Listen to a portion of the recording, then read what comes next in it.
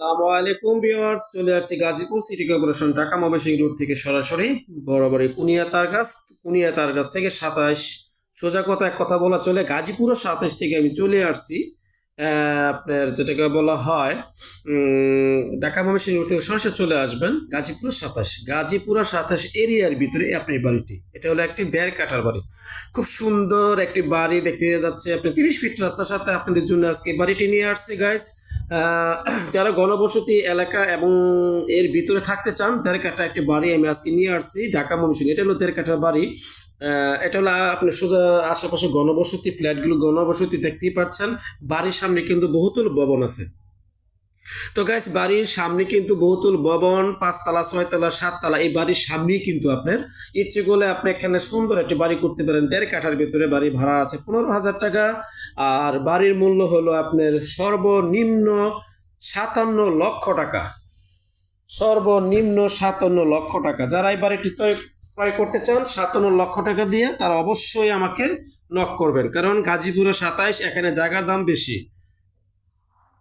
আশেপাশে মিল, কারখানা, ইন্ডাস্ট্রি সব কিছুই আছে, ঘনবসতি সোজা কথা।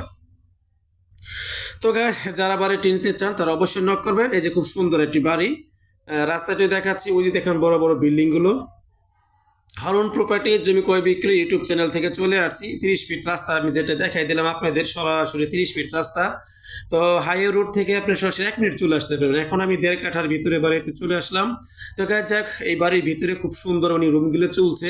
এই রুমগুলো ভিতরে ভাড়া চলে, প্রত্যেকটি রুমই ভাড়া ভরা, এবং আপনার ভাড়া এই যে হলো সামারসিবল ভাড়া চলে, বিদ্যুৎ আছে, সামারসিবলের ব্যবস্থা আছে। প্রত্যেকটি রুমই টিনশিট রুম যদিও হয়, কিন্তু ভাড়ার পরিমাণ একটু বেশি। 15 থেকে 16 হাজার টাকা এর বাড়ির ভাড়া আসে। উনি বাড়িটি যে কোনো কারণে ছেড়ে দিবে।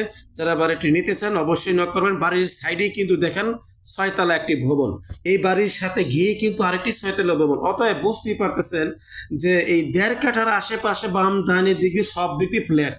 আপনি 1.5 কাঠার ভিতরে আপনি যে কোনো ভবন করতে পারেন, কাজে লাগাতে পারেন, কিন্তু এখানে ভাড়ার কোনো কমতি নাই। জমজমাট এলাকা, ঘনবসতি, জমজমাট, এবং স্কুল, মসজিদ, মাদ্রাসা সবই নিকটে। অল্প বাজেটের ভিতরে যারা জমি কিনতে চাচ্ছেন, 30 ফিট রাস্তার সাথে কিন্তু জায়গা পান না, জায়গা পান কিন্তু বাড়ি পান না, রাস্তা পান না। এই যে বাড়িটা আমি দেখাচ্ছি, আবার কথাটা আমি পরে বলছি, এখন আপনাদের এই বাড়িটা দেখাচ্ছি শু। এই দেখেন 1.5 কাঠা বাড়িটা আমি পুরোটাই দেখাচ্ছি আপনাদের শু। এই দেখেন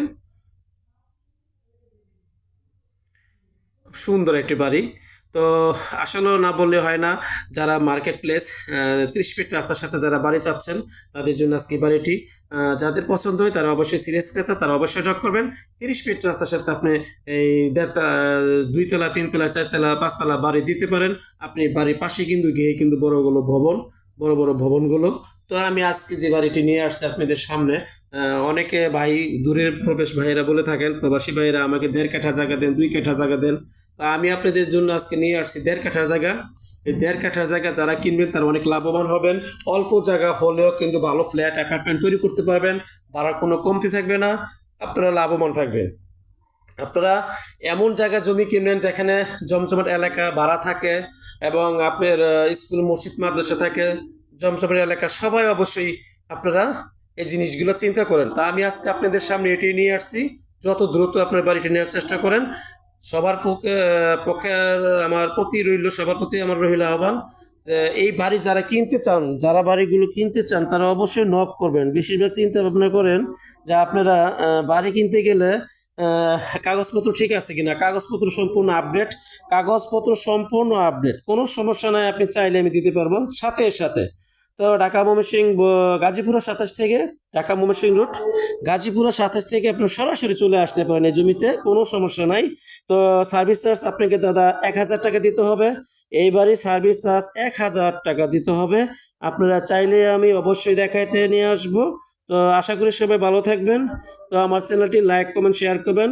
আর আমার চ্যানেলে কম দামে বাড়ি, কম দামে জায়গা সবই আছে, মার্কেট পজিশনে চ্যানেলটি ফলো করবেন। আসসালামু আলাইকুম রহমতুল্লাহ বরকাতুহ।